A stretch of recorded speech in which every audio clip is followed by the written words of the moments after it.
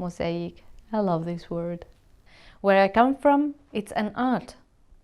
You know, to make a furniture and a whole paint and a whole house from MoSaIC, and it's so difficult because it's mean in my culture to collect all these small teeny tiny parts and make a very big things from it. My name is Salam Susu. I'm originally from Syria and I live now in Denmark, in Aarhus, and I like it so far.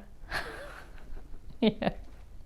Music means to me so much, and I choose the music career because this is what I love to do and what I'm good at. When you want to talk to other people who talk not the same language, in music you don't need to. I'm right now playing in a multinationality band, so I experience these kind of things that we have the same passion on stage. We are more or less feeling the same things towards the music, which is so different music from different parts in the world. So sometimes we don't need to talk or to explain much, but we communicate through music. So I think it's passion and happiness, and this is the national language for the universe, I think. When you present something with an aim and with a very precise ideas in your mind and your brain, and you collaborate it with a group of musicians, it gives really the amazing impact you wanted, which through music, happiness and, you know, obsession about music. When you want to present something like specific about culture or world music specifically, it's not a classical actually, it's world music, which means you are presenting identity from each part of the world. For example, I present my identity, my Syrian identity, so I have to make it as best as I can, so I can give the right, you know, picture about what I am from and what I'm presenting. I'm seeing a lot of people who's using the Syrian history and culture in various way. I mean, more or less depends on who is presenting and where they come from, which background. And this is a big responsibility that I have to do, is to give the real image of this culture, which goes 1,000 years ago.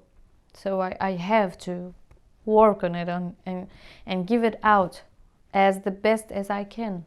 This is my identity. You can't present yourself in a wrong way or in misunderstanding way. I would love to play for everybody, because there are a lot of people who doesn't have any clue about the music of my country. There's no aim of have a target audience, because we have a target audience already, picky people who just like the world music, they come. But I want the people also who was not so interested in the world music to come and listen how much colorful, beautiful inside this kind of music. So this is your mission on stage, to get them in the music, with the talk, with explaining. And the minute they saw the instruments on the stage, they got so wild. Oh, what woodwind, wow, amazing. Harp, oh wow.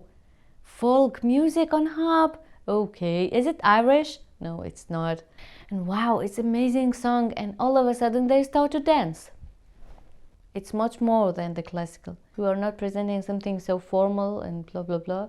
You're presenting something that comes directly from inside you, from your original background, and so you can give it with all the passion you have, all the power, you know, and present it so it comes the same as you give it.